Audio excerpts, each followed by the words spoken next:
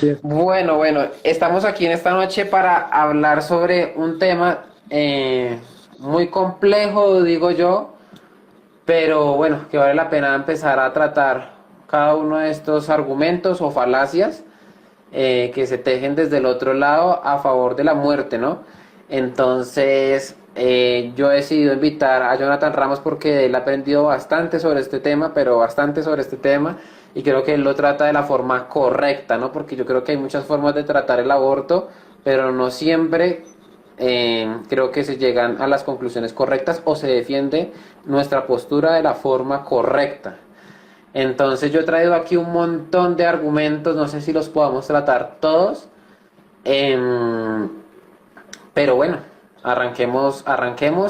También menciono aquí algunas personas conocidas en el medio que han dicho ciertas cosas y yo se las voy a mencionar y se las voy a contar al profesor, y pues la idea es que Jonathan Ramos pueda responder a cada una de estas.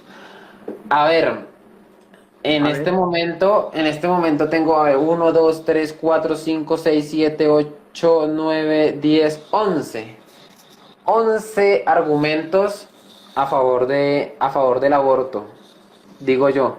Entonces, bueno, vamos. me gustaría comenzar con este que dice, bueno, un canal de YouTube en Colombia, financiado por un periódico también conocido como El Espectador. Este canal se llama El de las Igualadas, el canal feminista probablemente más conocido, más grande de la región, pero súper conocido. Yo digo, a esta tipa hay que hacerle, mejor dicho, una cruzada, pues a favor de la vida, porque ella, bueno, me he topado con una cantidad de videos y ahorita antes de arrancar esta charla, me he visto como 4 o 5 de sus videos a favor del aborto, ¿no? Y entre ellos hay uno en el que ella menciona que el aborto es un derecho. Ella habla de que el aborto es un derecho. Más que todo porque la Corte Constitucional en Colombia desde el año 2006 dictó una sentencia en donde pues por 3 causales la mujer tenía supuestamente el derecho a abortar. Yo digo que no es tan fácil responder a esto. Es una trampita, porque digo yo que es retórico, porque ya más adelante complementa esto diciéndolo que obviamente porque la Corte lo ha dictaminado, esto ahora es un derecho. Uno podría llegar a la conclusión de que obviamente si uno cree que el derecho es creado por un juez, es creado por el hombre, pues obviamente esto es cierto. Ahora bien, eso desde una posición positivista, claro que se sostiene, pero ¿es esto correcto o es esto verdadero? Ahí me gustaría ya entregarle la palabra al profesor Jonathan para que intente pues responderlo. Bien, Santi. Mira, eh, estrictamente lo que sí se puede decir es que cuando algo está promulgado en una ley, sí se puede decir que es una ley positiva. Hasta ahí llegamos. Ahora, cuando se habla de derecho, se está hablando de una obligación que vos tenés, porque cada derecho engendra en el otro una obligación. Por ejemplo, si yo tengo derecho a la libre expresión, vos tenés la obligación frente a mí de darme el derecho a la libertad de expresión. Si yo tengo el derecho a la propiedad privada, vos tenés la obligación de darme a mí el derecho de tener mi propiedad. Y vos sos justo cuando me das mi derecho y sos injusto cuando me lo quitas al derecho, cuando me desconoces el derecho. En este caso, eh, si yo tengo derecho a abortar, vos tenés la obligación de practicar el aborto, de practicarme el aborto, digo, ¿no es Ajá. cierto?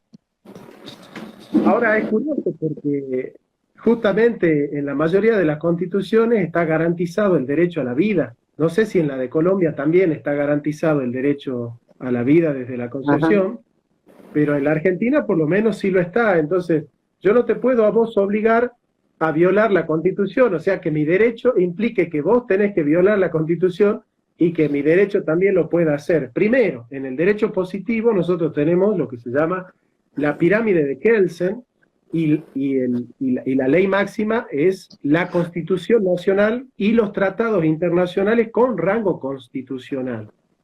Después nosotros tenemos, evidentemente, que por encima del derecho positivo hay otro derecho por el cual nosotros podemos reconocer una ley positiva como injusta, que es el derecho natural.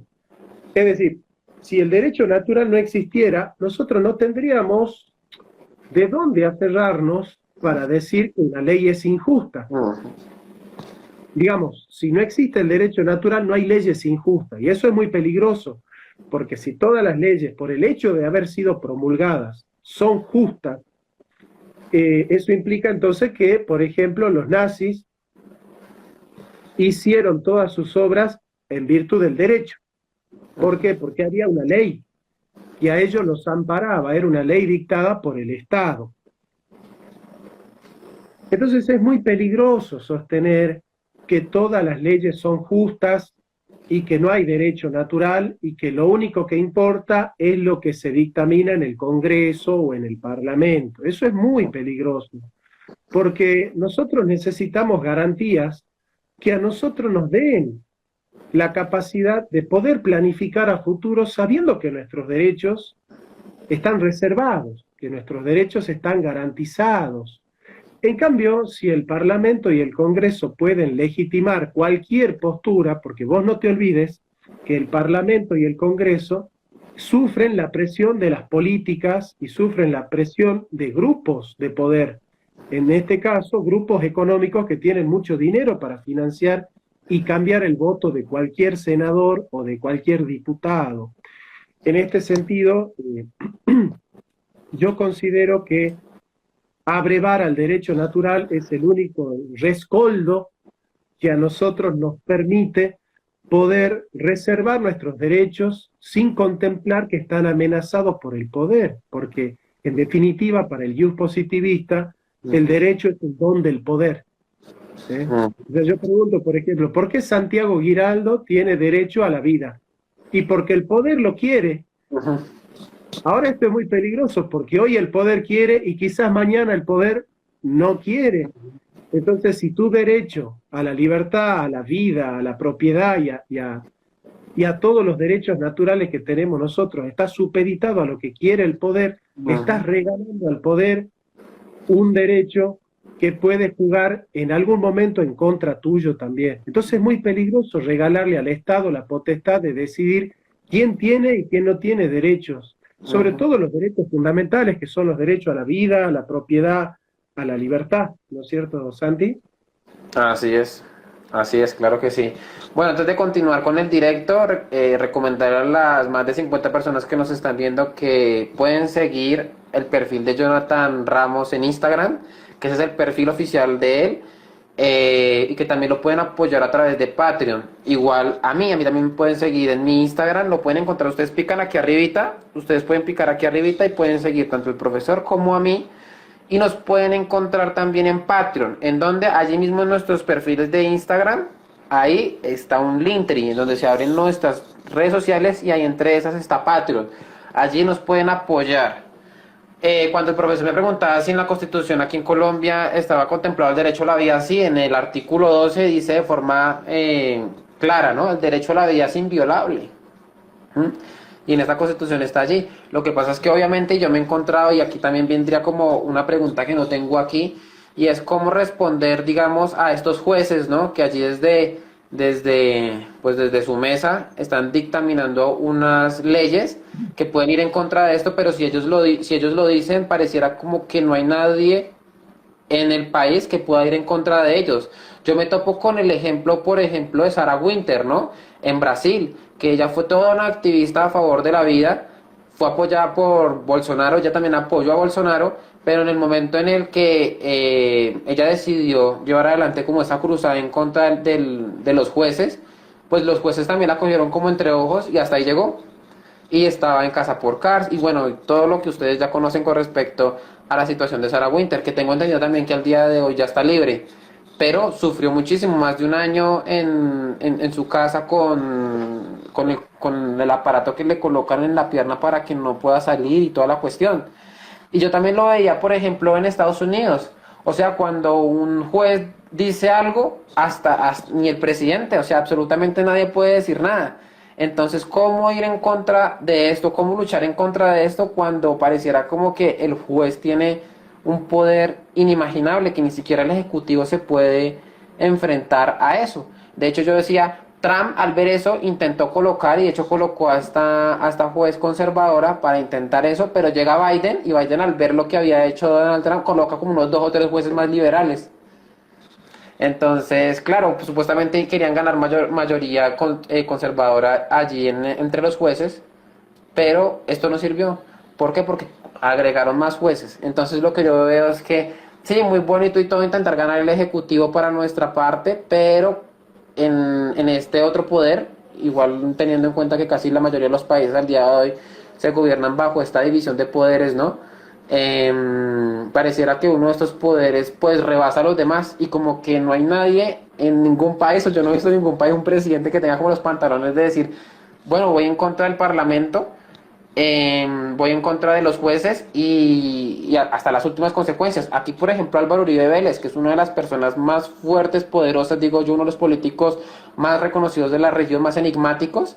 Él se llamaba a sí mismo Provida, pero cuando los jueces dijeron en el 2006 que se podía abortar en 3 causales, él dijo que lo respetaba.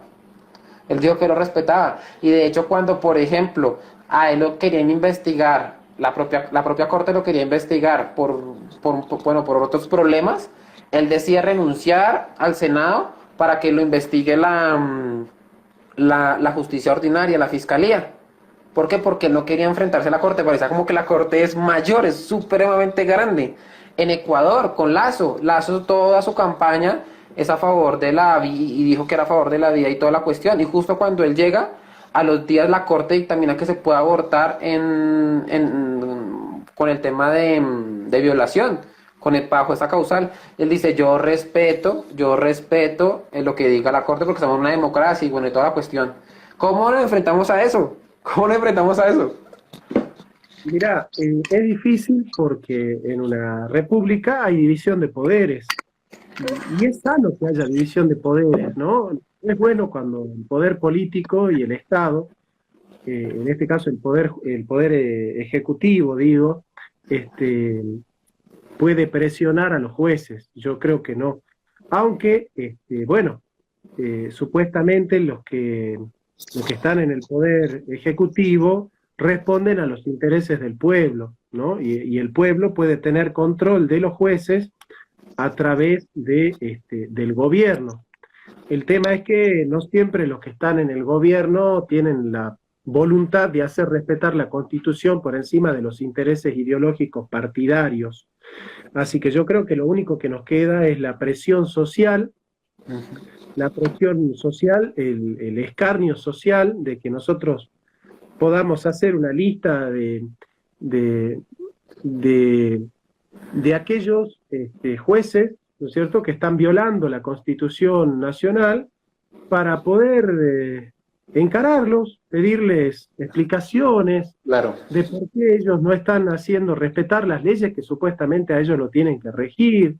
Digamos, no es hacer listas negras, ¿no?, sino de realmente poder nosotros establecer cuáles son aquellos jueces que deben cumplir la Constitución y que realmente la cumplan, como en definitiva es la obligación de los jueces, ¿no es cierto?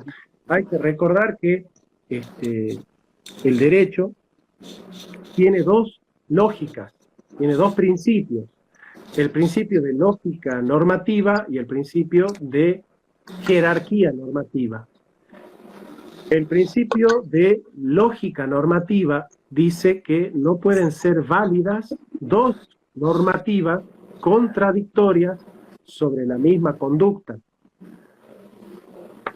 Entonces, cuando hay dos normativas que se contradicen sobre el mismo acto, nosotros acudimos al principio de jerarquía normativa, y en el principio de jerarquía normativa se dice, bueno, si hay dos normativas contradictorias, siempre debe primar la normativa de mayor jerarquía, y en este caso es la Constitución de Colombia, ¿no es cierto? La Constitución de Ecuador, la Constitución de México, la de Argentina. Y bueno, y los jueces están obligados a cumplir. Si los jueces no cumplen con el resguardo de la Constitución, caemos en la inseguridad jurídica, y es posible hacerle un juicio político al juez que no cumple con la Constitución, digamos. Lo que pasa es que nosotros, los pro vida, todavía no estamos organizados y no tenemos poder político, Santi. Nosotros hoy solamente tenemos un relativo poder mediático, ¿no?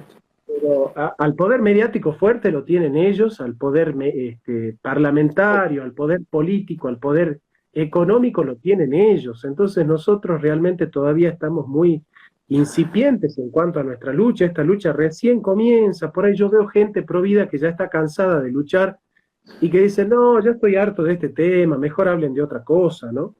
Pero nosotros tenemos que instalar, y si nosotros los pro vida nos cansamos de dar esta batalla, ya fuimos, estamos fritos. Entonces, tenemos que construir mayorías. Nosotros somos mayorías, pero nosotros no construimos mayorías políticas. Realmente en la política nuestras voces no tienen una voz y un voto importante. Así que yo considero que el primer trabajo que debemos hacer es el de sembrar conciencia y el de despertar una organización, porque la organización es la que vence al tiempo.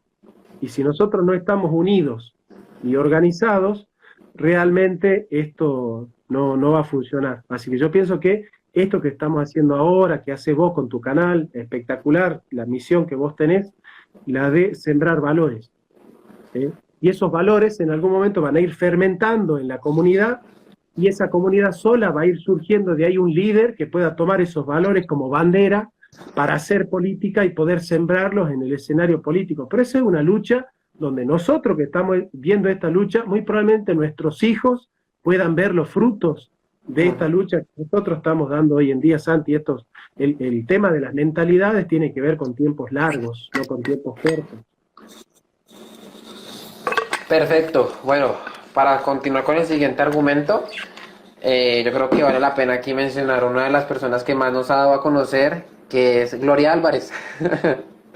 Gloria Álvarez nos ha dado a conocer muchísimo porque ha dado varios argumentos a favor del aborto que pues dejan mucho que decir. Uno de ellos está en Twitter. Ella dice de forma textual: ¿un potencial humano es un ser humano? Y lo pregunta de esa forma, ¿no? Yo digo, hay muchas personas que se pegan de aquí para afirmar que Santo Tomás o Aristóteles eran pro aborto, ¿no? Es decir, y colocan el ejemplo del huevo y la gallina, de que un huevo no es una gallina, y viceversa. ¿Cómo se puede responder a todo esto, profesor? Bueno, primero que son argumentos que dan mucho que decir y dejan mucho que desear también, ¿no? Mira, en realidad el ya concebido no es un ser humano en potencia, porque cuando nosotros hablamos de la potencia significa que tiene la posibilidad de ser un ser humano, ¿no es cierto? Pero ¿qué es lo que le faltaría para ser un ser humano? ¿Qué le faltaría? Sí, aquello que hace que el hombre sea hombre es su forma sustancial.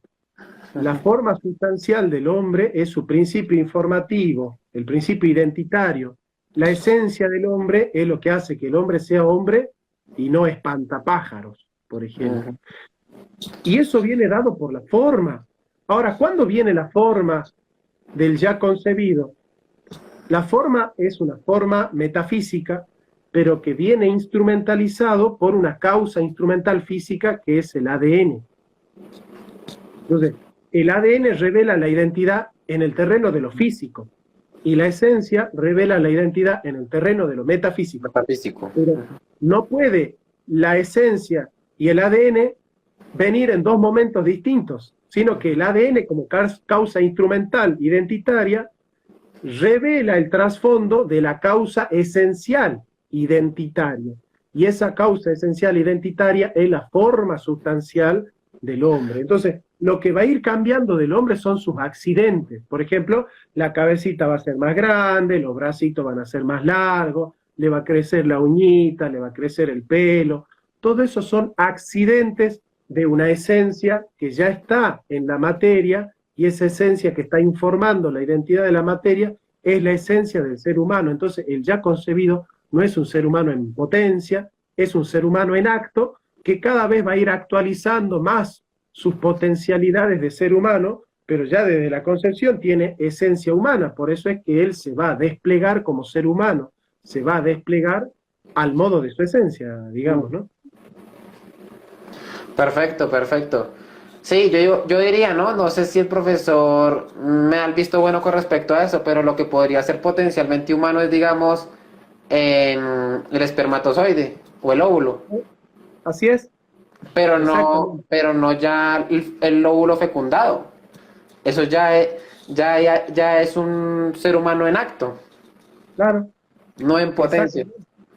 El óvulo puede ser, ¿no es cierto?, fecundado por el espermatozoide y convertirse en un ser humano. El óvulo es un ser humano en potencia.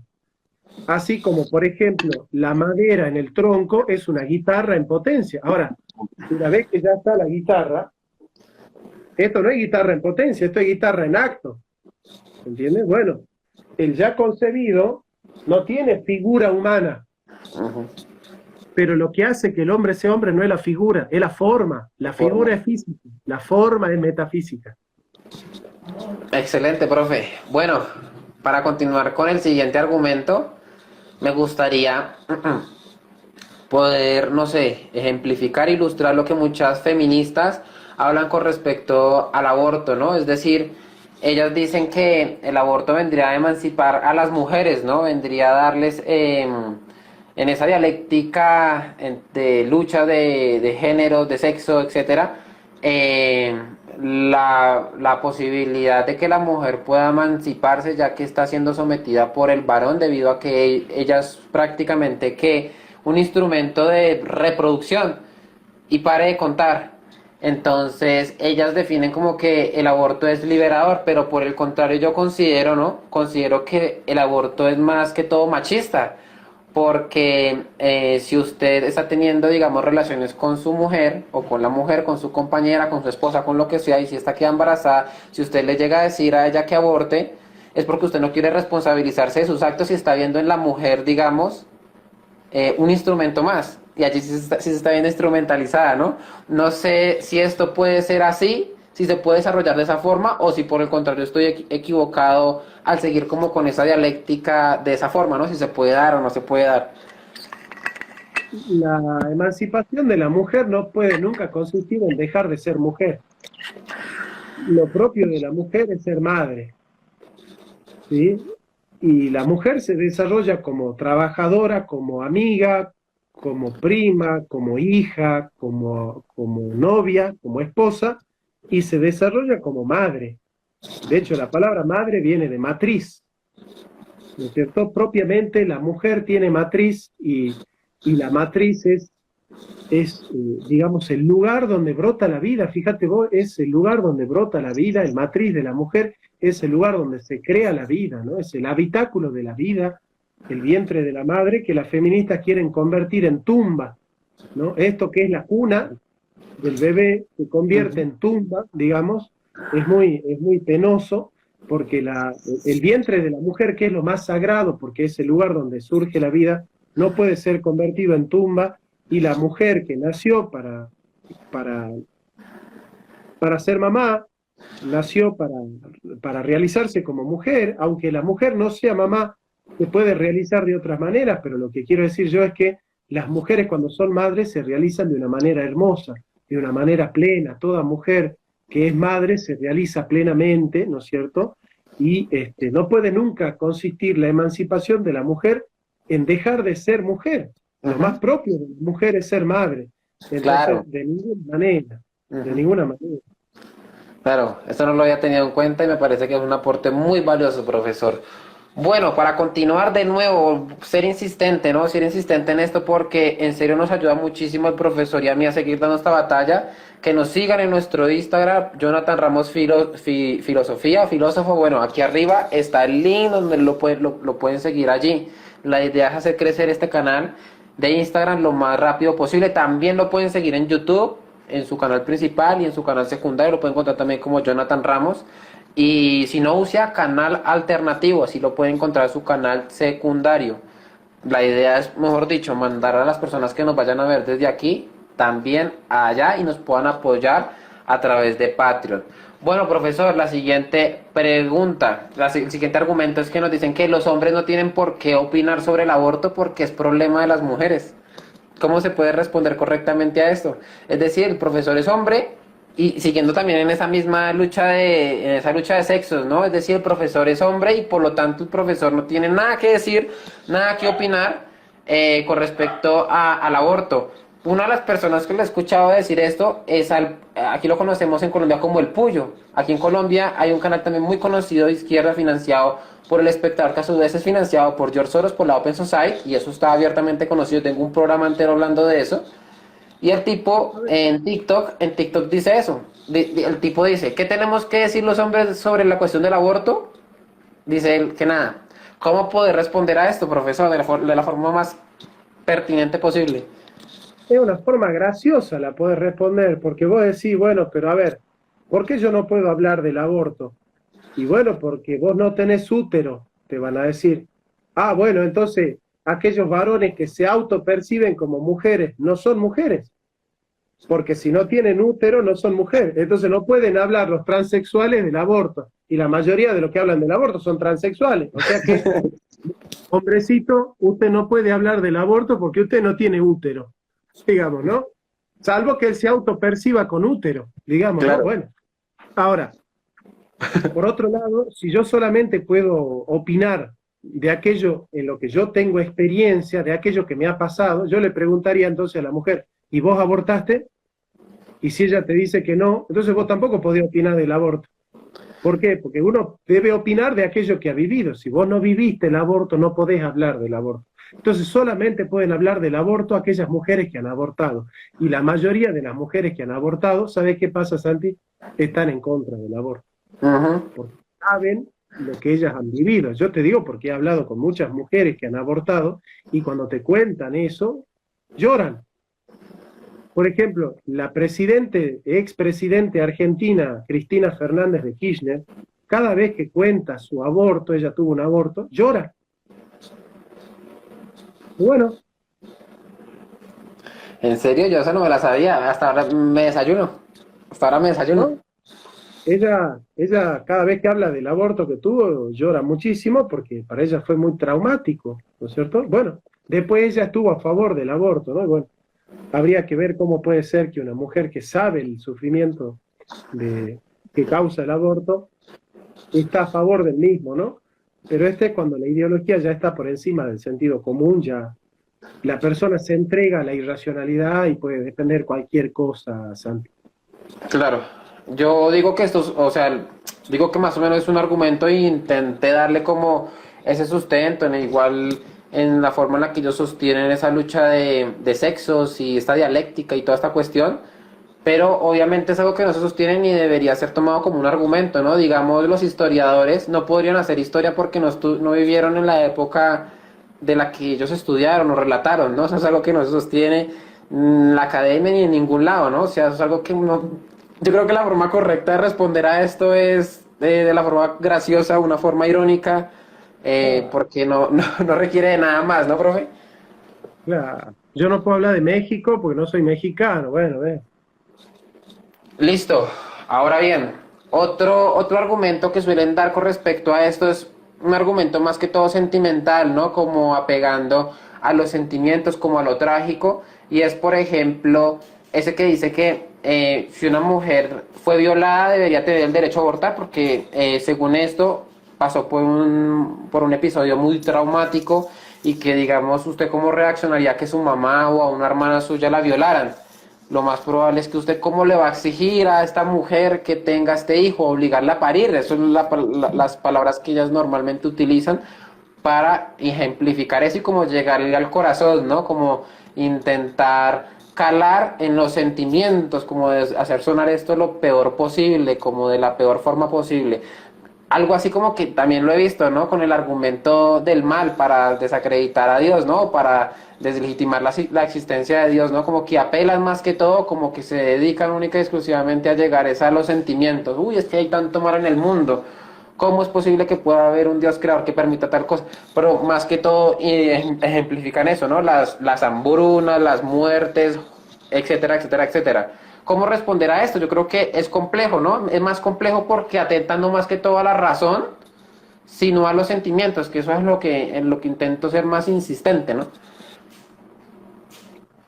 ¿Sabes lo que pasa, Santi? Que si el ya concebido es persona humana,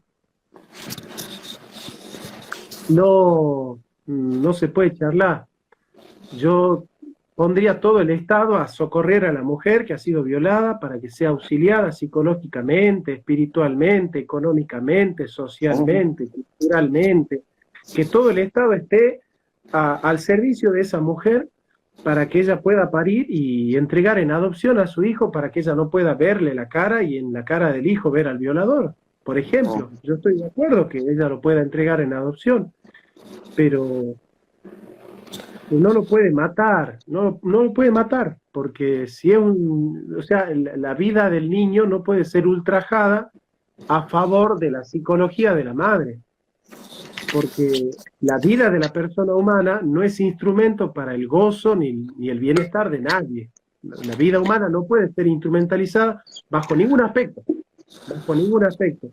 Esto me hace acordar a un sacerdote amigo mío que se encontró con una mujer que estaba por abortar y ella le dice, padre, pero lo que pasa es que el médico me dijo que el niño iba a nacer con síndrome de Down, así que yo prefiero abortar para que mi niño no sufra toda su vida, para que no tenga problemas, no sea discriminado.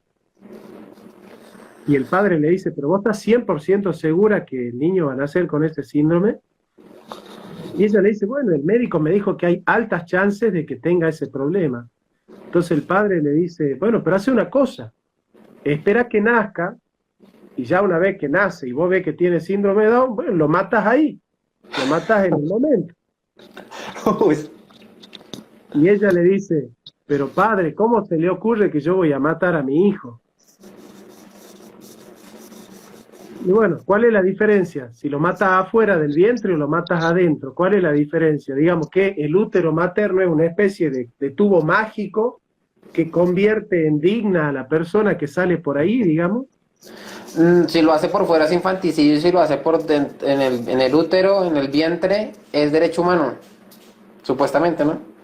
Pero que 2 o 3 centímetros de diferencia hacen la cuestión, digamos, que digamos, no, eso es lo que yo todavía no llego a entender del derecho. ¿Cómo puede ser que si yo lo mato adentro es una cosa, es derecho, y si lo mato afuera es delito? ¿No? O sea, claro, está en mi panza. O sea, por ejemplo, ¿no? Mi hijo va a nacer a las 5 de la tarde, son las 4:30. Si yo lo mato adentro es derecho, si lo mato afuera es delito. Es gracioso, es muy gracioso.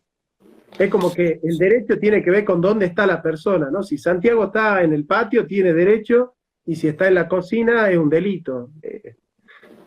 Bueno, son formas de no pensar. Esto es no pensar directamente, es renunciar al pensamiento. Claro, y yo creo que opino exactamente lo mismo y creo que eso debería ser lo correcto, ¿no? Es decir, uno debería colocar toda la maquinaria del Estado o las cosas que uno tenga a disposición para ayudar a la víctima, que en este caso sería la mujer, pero no aplicar la pena capital con un inocente, que en este caso sería el no nacido, la vida que ya está allí en su vientre. Y aparte de eso, si usted aplica la pena capital, no soluciona el problema que es que la mujer fue violada.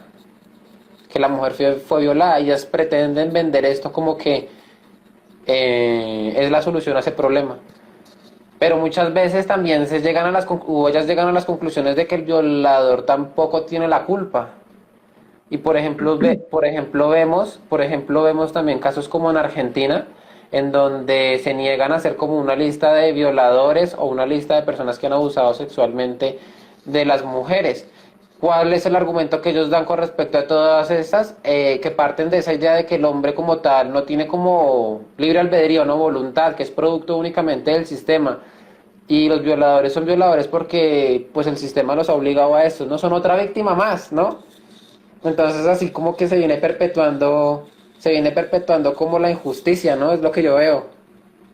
Bueno, vos sabés que Rita Segato, una de las madres del feminismo acá en la Argentina, considera que el violador es el tipo más moral del patriarcado. El violador. ¿Por qué? Porque por lo menos él se anima a vivir su machismo y transparentarlo socialmente. Mientras nosotros no nos animamos a vivir el machismo violando a las mujeres, sino que vivimos simplemente del micromachismo, él se anima a vivir el patriarcado con todo el rigor del peso, digamos, ¿no?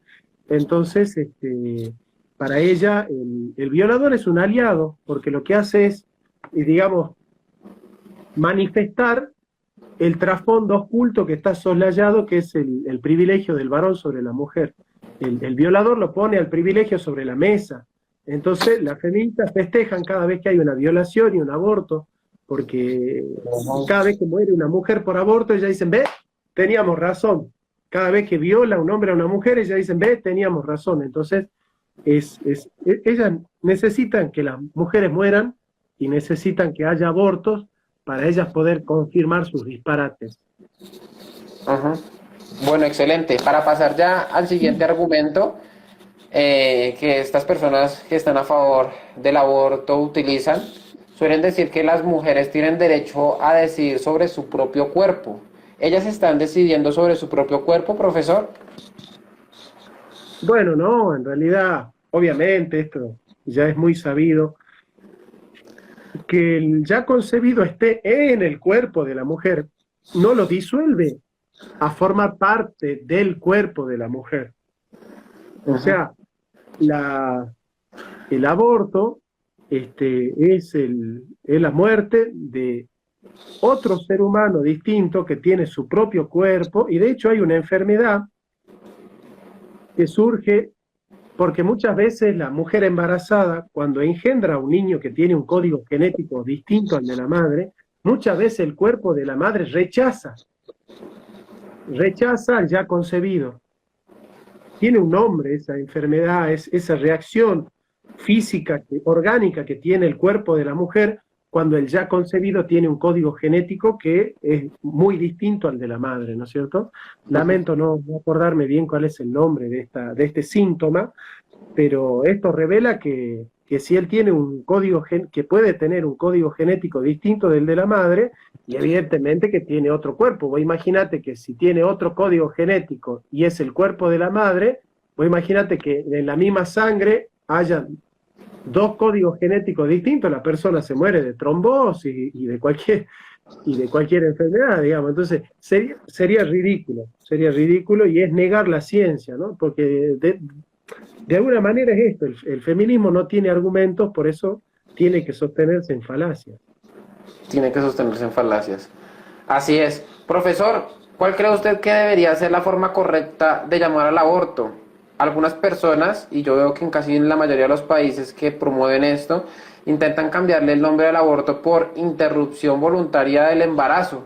Y pareciera que esto siguiera una agenda, ¿no? Porque yo veo que cuando se empieza a hablar y se empieza a discutir y colocar en tela de juicio la vida, se habla ya de una política que contemple la opción de 3 causales para llevar adelante esto. Y eso no lo hacen en un solo país, o no lo hicieron, digamos, en Estados Unidos y se quedó allí, no, yo veo que eso lo llevan en todos los lados, en todos los países, ¿no? Pero uno de estos síntomas es esto. Al aborto ya no se lo llama como, digamos, un asesinato, que digo yo es la forma correcta de llamar a un aborto, sino que se intenta hablar es de una interrupción voluntaria del embarazo. ¿Es esto correcto, profesor?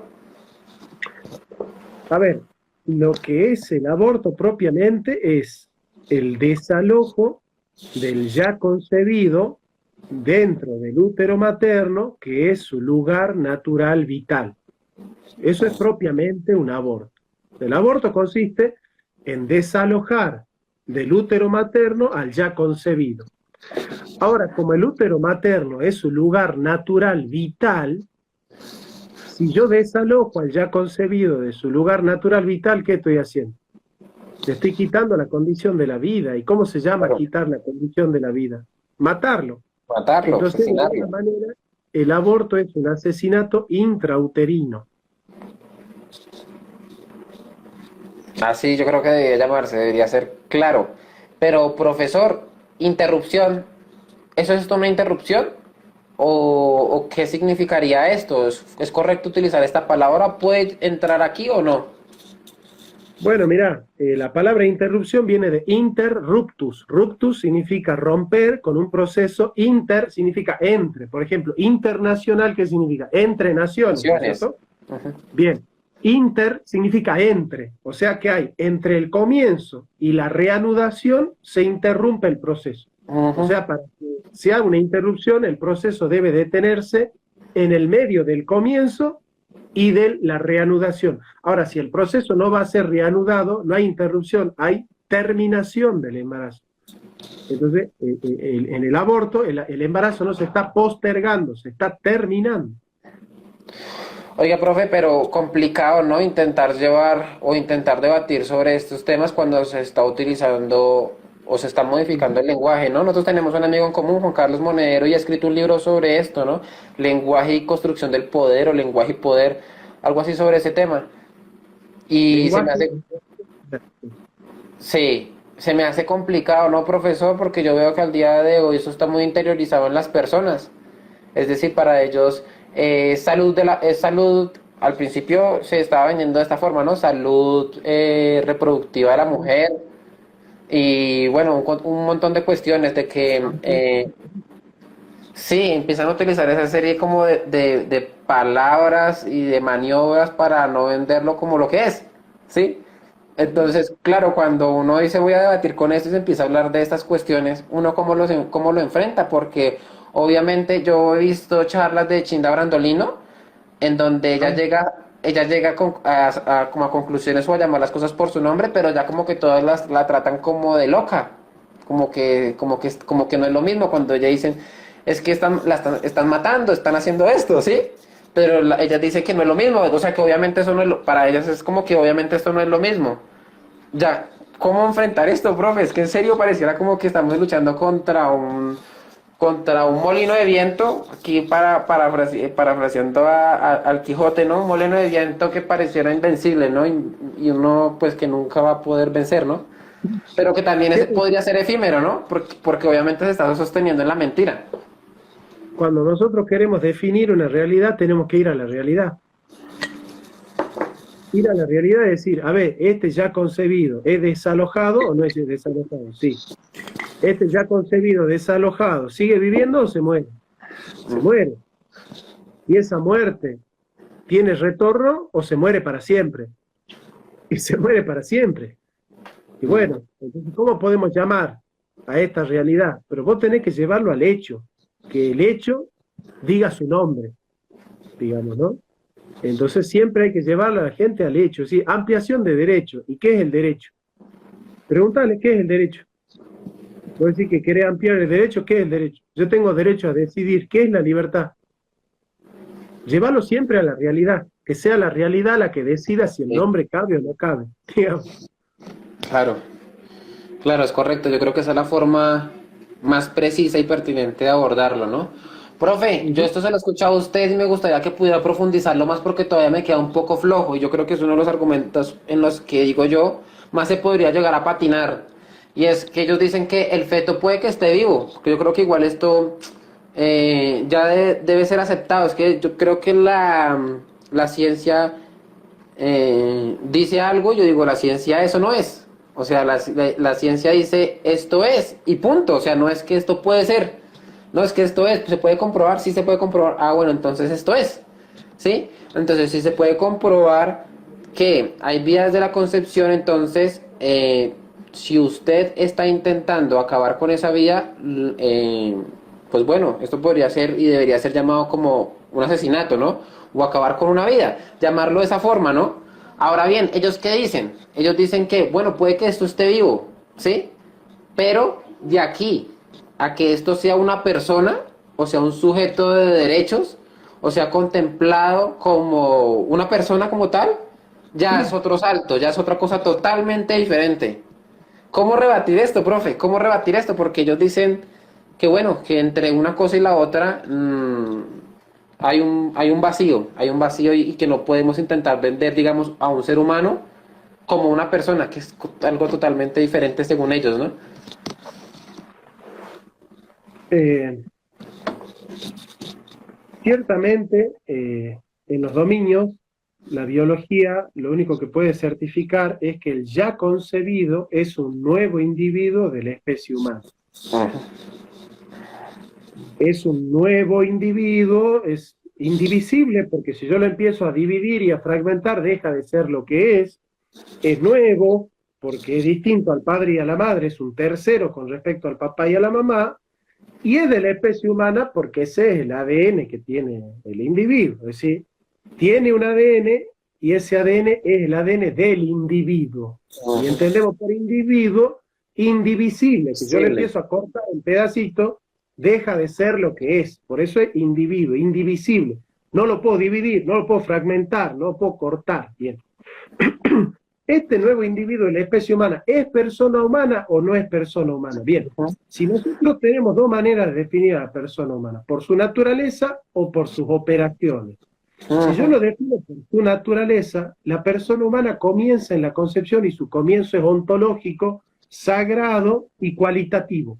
En cambio, si la persona humana se define por sus operaciones, yo puedo elegir la operación que yo quiera.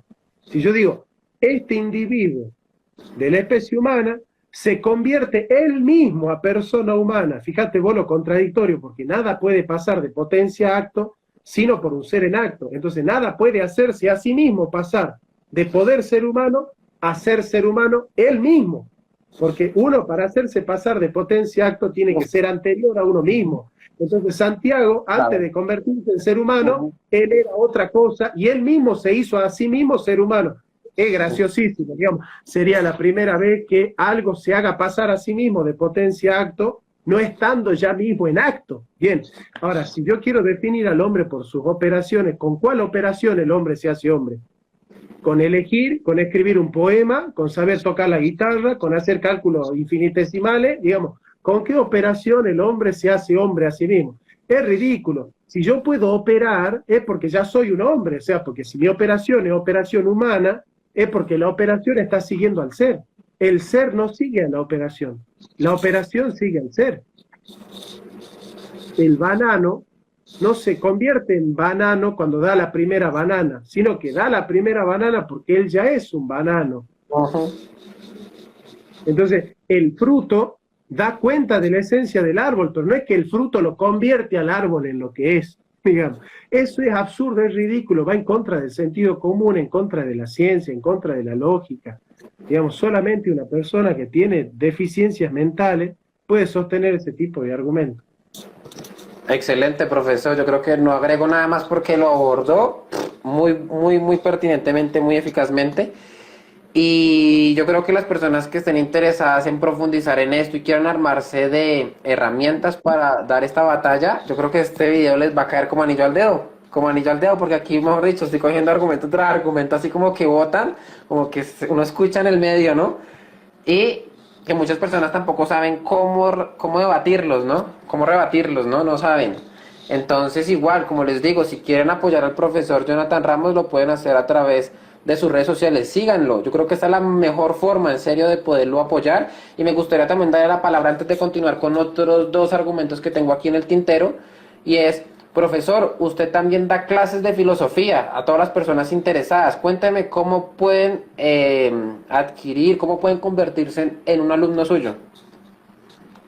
Bueno, mirá, yo justamente estoy dando cursos de filosofía y cristianismo, la relación entre la filosofía y el cristianismo, así que te agradezco mucho, Santi.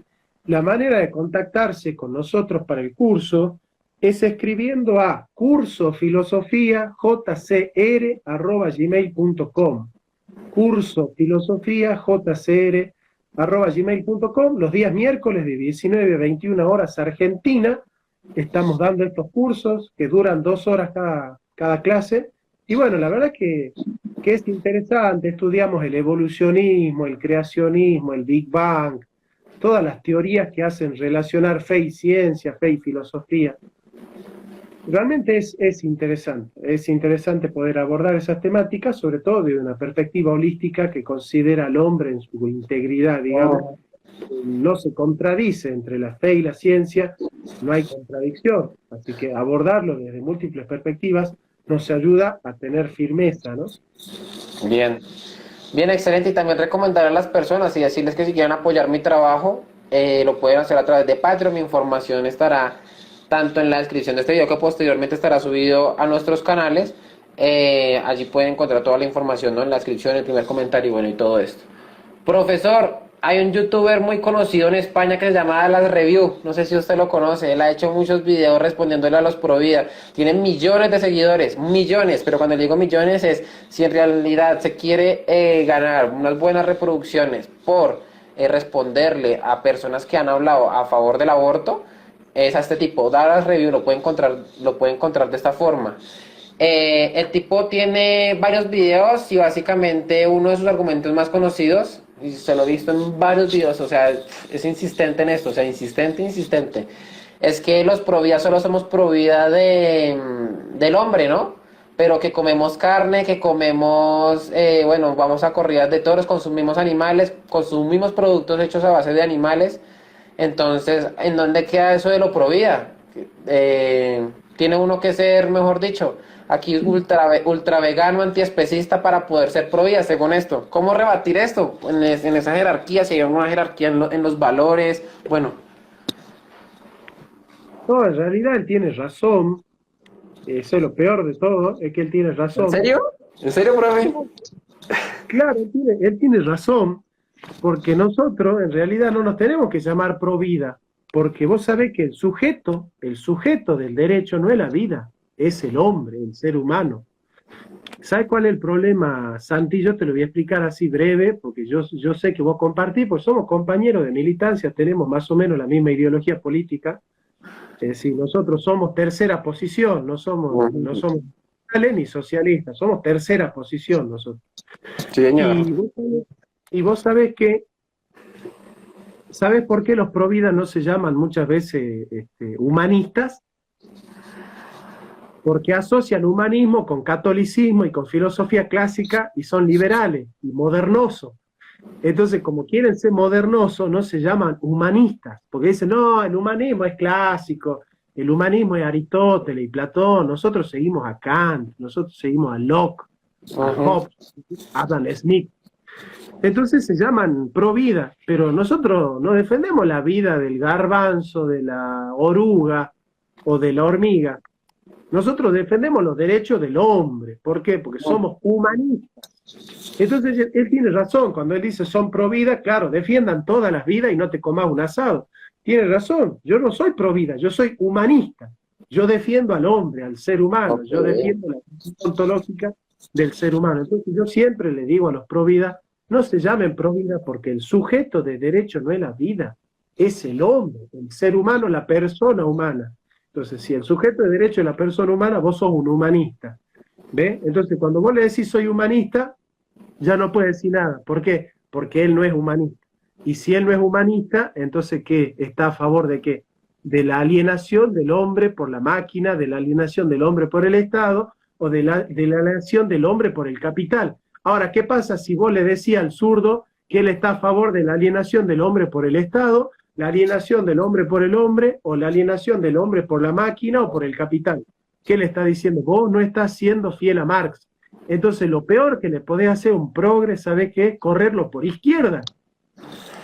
Correrlo por izquierda. Cuando vos al progre le decís, hermano, vos sos un neoliberal, cuando vos al progre lo haces quedar como neoliberal y vos quedás como socialista, es decir, el socialismo está a favor del individuo, del débil, del pobre, del desvalido, del indefenso. Bueno, yo soy socialista, yo defiendo al ser humano desde la concepción, yo defiendo la dignidad humana, yo quiero que el hombre viva, soy marxista, yo soy el verdadero marxista, vos sos un neoliberal. Lo destruís, al progre lo destruís, porque si hay algo que no quiere el progre es que vos develes que él es un capitalista, que es un ultracapitalista. Así es. Uy, profe, muy bueno ese ejemplo, yo creo que sí. Al progre o al izquierdo, sé que correrlo más a la izquierda, corretearlo por la izquierda, ¿no? Arremeterlo, o sea, llevarlo, o sea, como mostrarles que en realidad se puede ser aún más de izquierda. Que de hecho eso le he visto a usted, ¿no? Yo le he visto un video a usted que siempre puede ser más progre o siempre puede ser más de izquierda. Nosotros tenemos que mostrar que ellos son neoliberales.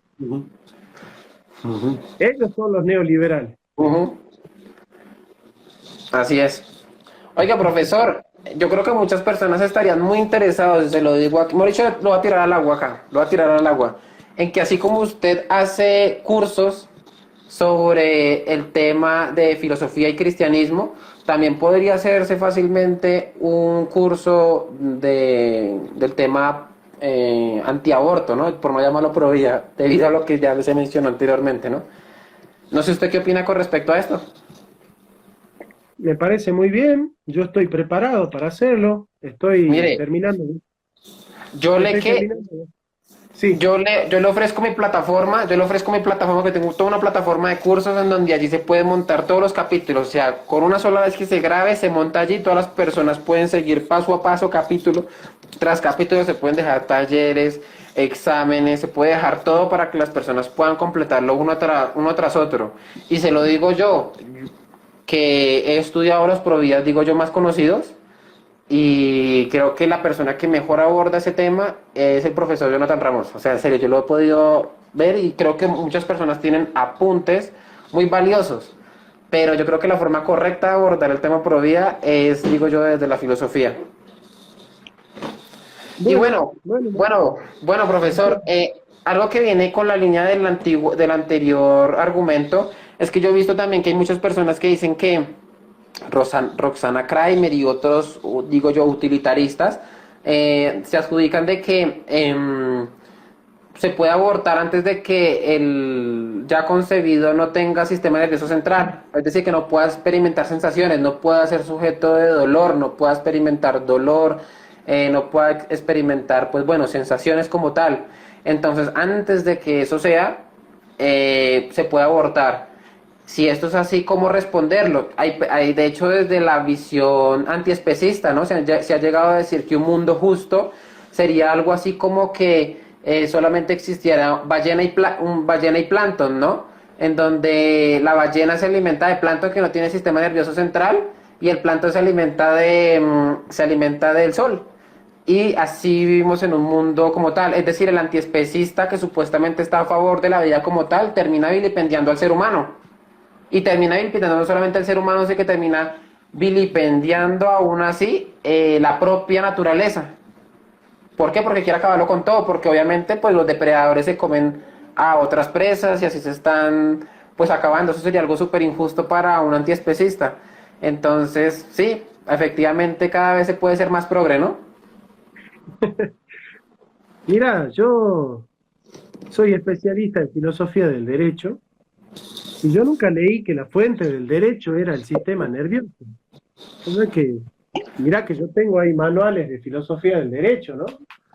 Pero nunca leí yo que la fuente del derecho era el sistema nervioso. Profe, pero se podría llegar a esa conclusión a través de Jeremías Bettan, que es como uno de los más conocidos sobre la cuestión utilitarista. Sí, pero Jeremy Bentham no es filósofo del derecho. Él lo que trata de hacer es justificar una ética. Pero el tema del aborto no es solamente una cuestión ética, es una cuestión jurídica. Y en la cuestión jurídica hay que ver cuál es la fuente del derecho. Y la fuente del derecho es la naturaleza humana, no el sistema nervioso. Vos te podés imaginar que una persona que está teniendo problemas en el sistema nervioso o que fue anestesiada y no siente dolor, bueno, sigue siendo sujeto de derecho. Realmente son argumentos que no tienen sentido. De ninguna manera tienen sentido. Profe, en ese aspecto uno podría a una persona que está inválida, que no siente sus piernas, amputarle una pierna sin su consentimiento y ya esto sería, no habría problema de nada, ¿no? Y claro, si no tiene dolor, ¿cuál va a ser el Claro, problema? claro. Bueno, profe, el último, y no sé si de pronto aquí tengamos alguna diferencia, ¿no? Porque yo le he escuchado que no se necesita ser creyente para hacer o defender la vida, ¿no? Es decir, pro vida, pero bueno, ya se lo he aclarado y creo que tiene razón. Se puede estar en defensa de la vida, defender la vida desde la posición atea. Yo he defendido en reiteradas ocasiones lo contrario, se lo digo así, y le voy a poner mi argumento. ¿Mm? Sí, yo te Aquí para escuché, qué, para que no te todo escuché. sea, digamos, bueno, estamos aquí hablando desde una sola óptica, ¿no? Y no tenemos una disonancia, aquí lo ideal también sería como discutir eso, ¿no? Porque, a ver, yo digo, desde una posición materialista y que obviamente el materialismo no se reduce única y exclusivamente a explicar que toda la realidad es materia, pero digamos enfrentado a la realidad de Dios se podría llegar a una conclusión similar o como a esa conclusión casi que por, bueno, por resultado, ¿no?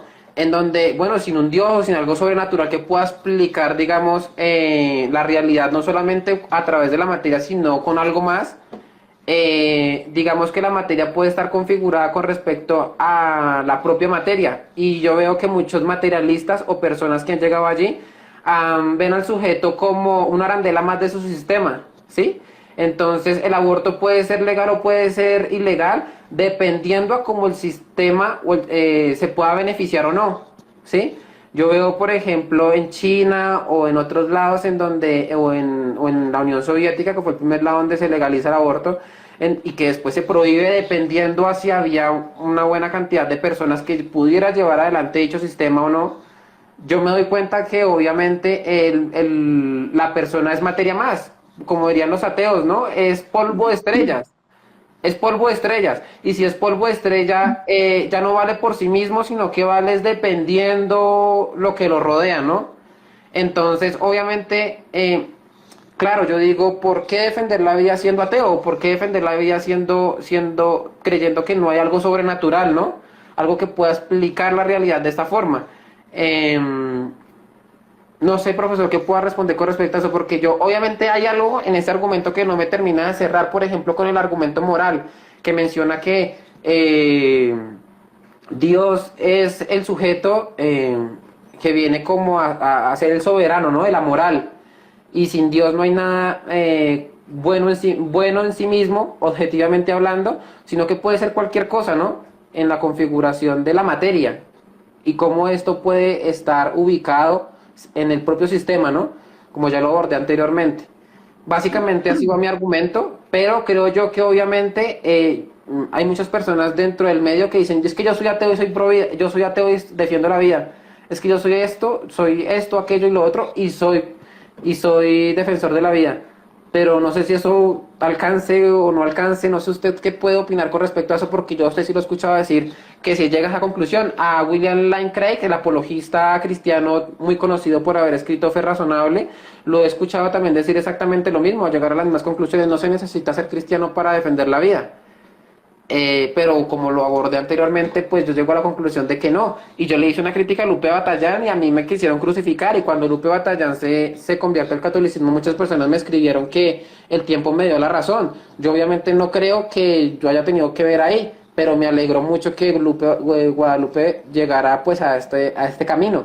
Entonces, bueno, me gustaría ya entregarle la palabra para finalizar y que pueda complementar lo que yo dijo, me pueda refutar, no importa, igual aquí aprendemos. A ver, ciertamente que la mejor manera de defender la vida es en consonancia con la voluntad del Señor de la vida, evidentemente. Aquel que dijo, yo soy el camino, la verdad y la vida. Claro. El salvador de la vida, ¿cierto? El dueño de la vida. Eso está fuera de discusión, que no es cierto, el que venera al Señor de la vida y el que estudia filosofía y ciencia sirviendo al Señor de la vida tiene una ventaja tremenda con respecto al que no lo hace, ¿verdad? Pero el valor de la vida es un valor objetivo. O sea, el valor de la vida no es absoluto porque Dios lo quiere.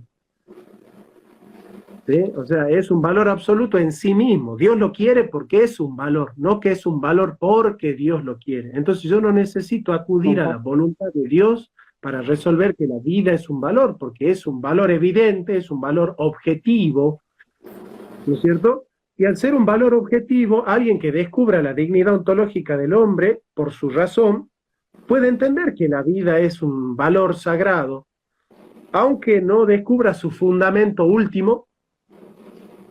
Okay. Puede entender que la vida es valiosa y la puede defender a la vida que es valiosa. Y yo no le voy a decir al ateo que está defendiendo la vida, no le voy a decir, che, vos mirá que no entendés nada. No, él defiende los valores, porque claramente Dios es el Dios de la libertad. ¿Y qué? Si una persona es ateo no puede defender la libertad, entonces en definitiva parecería entonces que si vos no sos cristiano no podés hablar del derecho. y me parece que es llevarlo a un extremo que quizás no se sostiene, digamos, ¿no? Porque de alguna manera los valores y la religión se chocan, pero no son intercambiables. Si uno puede hablar de los valores sin hablar de la religión, aunque, y ahí te concedo, evidentemente cuando uno profundiza en los valores, cuando uno profundiza en el valor de la vida humana, en la ontología humana, y evidentemente cuando uno llega al fundamento y bueno, si uno va parte del derecho y quiere estudiar al hombre y entonces entender su dignidad, y tiene que llegar a Dios. Si lo hace bien, tiene que llegar a Dios. En esa te la concedo, el que razona bien y llega a Dios, no puede llegar a otro lado. Pero bueno, aunque aquel que se queda a mitad de camino quiere seguir defendiendo la vida, aún con los valores inmanentes de la vida, y bueno, que lo siga haciendo, yo no lo voy a echar del movimiento. Claro, claro, tiene muchísimo sentido, porque también he visto, digamos, a muchas personas que, claro, saben que la vida puede arrancar de la concepción, es como le digo, la ciencia es exacta en esto, pero para ellos esa vida como tal no vale, o no vale lo suficiente. Sí, para ellos vale, digamos, poquísimo, y por lo tanto no debería eh, prevalecer sobre la voluntad, digamos, de la mujer. Y así es como lo suelen colocar también en esa dialéctica, en donde pareciera como que el hijo y la mujer estuvieran enfrentados, ¿no? También. Entonces, claro, allí la posición de la mujer, no sé si me alcanzó a escuchar porque vi que se cortó. Allí la posición de la mujer supuestamente es contradictoria con la del bebé. Entonces, el bebé puede que tenga vida, pero ¿de qué vale si somos polvo de estrellas? ¿O de qué vale si no vale lo suficiente? Enfrentados a un ser como tal ya formado, ¿no? Entonces yo digo que en ese aspecto no se podría sostener. Kropotkin también en su momento llegó a una conclusión similar, ¿no? Cuando uno intenta llegar a a las causas primeras, se tienen que enfrentar en el terreno de la teología. Donoso Cortés lo menciona de igual forma. Y así me ha pasado a mí, ¿no? A pesar de que obviamente yo pues me dedico al tema de las redes sociales y a toda la cuestión, y cuando intento profundizar en eso que es ajeno a mí, pues yo no sé por qué termino llegando al terreno de la teología, profesor.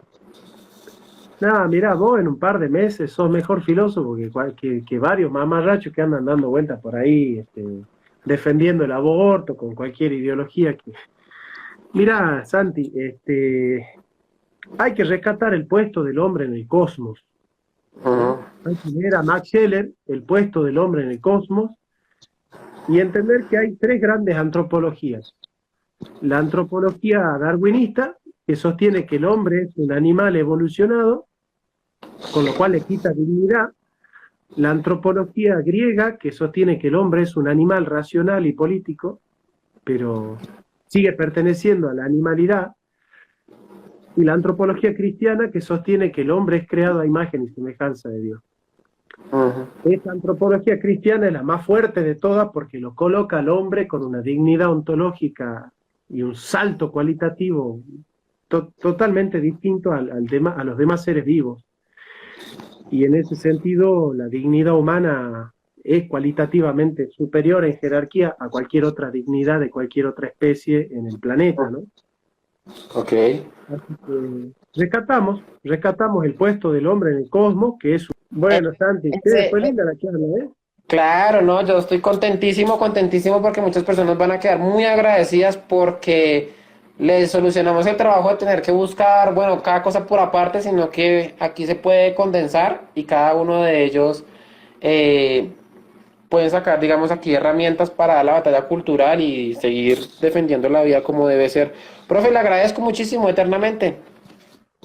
No, por favor, Santi, gracias. Y bueno, están invitados a mi canal de YouTube, Jonathan Ramos, y también a mi Instagram, Jonathan Ramos Filósofo, al canal secundario, Sinusía Salta, a canal alternativo. Y bueno, acompáñenlo a Santi, ¿eh? Este es un soldado de la tercera posición, ¿eh? Es la embajada de Putin en Hispanoamérica, ¿ah? De la embajada ¿cómo se llama el teórico este? Que siempre me olvido, ¿De ¿Cómo dónde, se llama? profe? Alexander Dugin. Vos sabés que Alexander Dugin mira mi canal. Eso me lo contó un profesor de la UBA, que Alexander Dugin se contactó con él y le habló de mí, del canal de filosofía. Uy, ¿y qué le dijo? Me dijo que vio un par de videos míos, porque Alexander Dugin parece que maneja el español. Así que imagínate, el asesor de Putin está viendo mis videos. Pobre Putin si le hace caso después de que el asesor se esté formando con lo que yo digo, ¿no? Claro. No, oiga, uno hace un video, hace una charla y lo monta a YouTube y uno no sabe a quién le llega, ¿no, profe? No, pero por supuesto uno no sabe a dónde está llegando ni a quién. Pero bueno, Ujú. Hay veces yo digo, "Uy, yo creo que este video no tuvo tanta reproducción o esto no llegó a tantas personas. Cuando a uno por allá le escribió tal persona y dijo, oiga, vi su video por allá de tal año o de tal lugar o en tal lado y me pareció brutal. Y uno dice, ¿en serio? Pues yo pensé que ese video no lo había visto nadie. no, yo te sigo hace un año vos, che, y ¿Mm? yo decía, ¿quién será este? Cuando empieza y dice, vamos a ver este pedazaco de video, dije, ah, mira, qué buena onda. Así que no, yo te seguía, yo te veía, sí, sí. Ah, bueno, profe, eso está muy bien. Lo dejo ya, profesor, ir.